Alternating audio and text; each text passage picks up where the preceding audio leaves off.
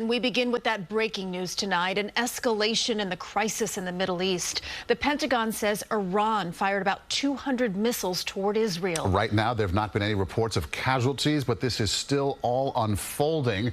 The White House says the attack was defeated and ineffective, but Iran says most of the missiles it fired hit their targets. We have team coverage for you. Elizabeth Palmer live in Tel Aviv. Tim McNicholas covering security changes here in the city. But we begin with Alice Gaynor and the latest on the attack. Alice. Well, U.S. officials describe this as a significant escalation in the months-long conflict between Israel and Iran-backed militias Hezbollah and Hamas, sparking fears of an expanding war in the region. Iran's paramilitary Revolutionary Guard said the attack targeted air and radar bases, as well as security apparatus that planned the killing of senior Hamas and Hezbollah figures.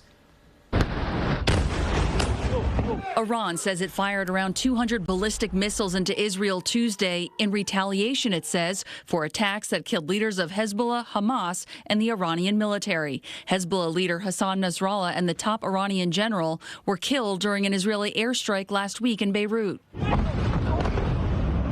Iran's attack comes one day after Israel said it began limited ground operations against Hezbollah in southern Lebanon. Lebanon's prime minister says more than 1,000 people have been killed in just 2 weeks and nearly 1 million displaced. If the state of Lebanon and the world can't push Hezbollah away from our border, we have no choice but to do it ourselves. Israel and the United States have warned there would be severe consequences if Iran attacked Israel. U.S. officials say Iran gave no warning about the attack. American forces are helping the Israeli military. At my direction, the United States military actively supported the defense of Israel. U.S. naval destroyers joined Israeli air defense units in firing interceptors to shoot down inbound missiles. Initial reports indicate that Israel was able to intercept the majority of incoming missiles and that there was minimal damage on the ground. There were a small number of hits in the center of Israel and some other hits in the southern Israel. As for any American citizens looking to get out, the airport is still open. Commercial flights are operating, although they are available at times at reduced capacity. We are working right now with airlines to provide additional flights with more seats for American citizens.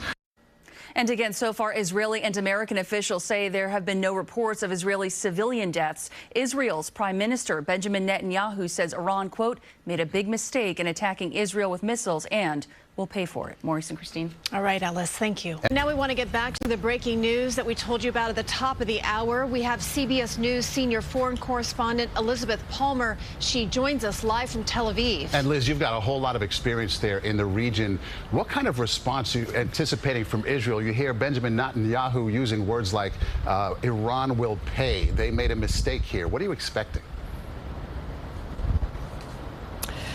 It's very hard to see at this stage, and perhaps the response is being formulated now. You have to bear in mind that Israel's army is pretty tapped out. It's been fighting hard in Gaza for a year. There's another front now up north with ground incursions into Lebanon today. And so there's a pretty serious military calculation that has to take place. It's not only aggressive rhetoric here. In Iran, the Revolutionary Guards are saying, oh, and if Israel decides to respond, there is going to be big escalation. So we're really on a knife edge, and it's very tense. And I, even with all my years of experience, I just couldn't call it tonight. Liz, you know, you mentioned that you've had quite a few years covering the Middle East there. I want you to take us to the time of the attack when Iran launched all of those missiles. We understand that Israel did send out a warning for all of its people to get underground, to get into safety. Take us to those moments that you experienced. Well, we had a heads up from Washington saying that probably the Pentagon could see launch preparations taking place in Iran, and so this warning came from Washington, there may be a missile attack. Then the IDF confirmed it and said, everybody get ready for the sirens. When the sirens went, they went across the country, and of course these alerts occur on everybody's phone as well, and there are thousands of shelters everywhere. I'm in a big multi-story hotel here. There's a shelter or several shelters on every floor, and when the sirens went, people just dove into the shelters and stayed. We crept back out here where we have some protection to see, and sure enough, in came, you couldn't see the missiles coming in, but you can see the interceptors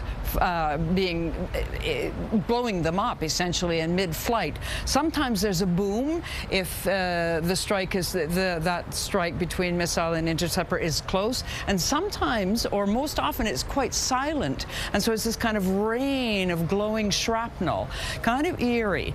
We know, so they came in two waves. We know that there were about 180 in all, which is a big attack, and some of them did get through. It appears that there was one that exploded on the ground near a school north of Tel Aviv.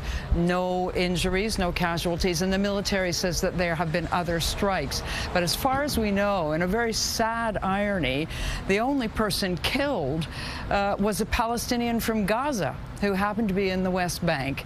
We're not really sure how he died, but certainly the amount of shrapnel flying around was lethal. We'll have more details on that tomorrow. Okay, Liz Palmer, thank you for that account. We can feel the tension in your counting there of the story and in your voice, quite frankly. Thank you so much, and take good care. Pleasure.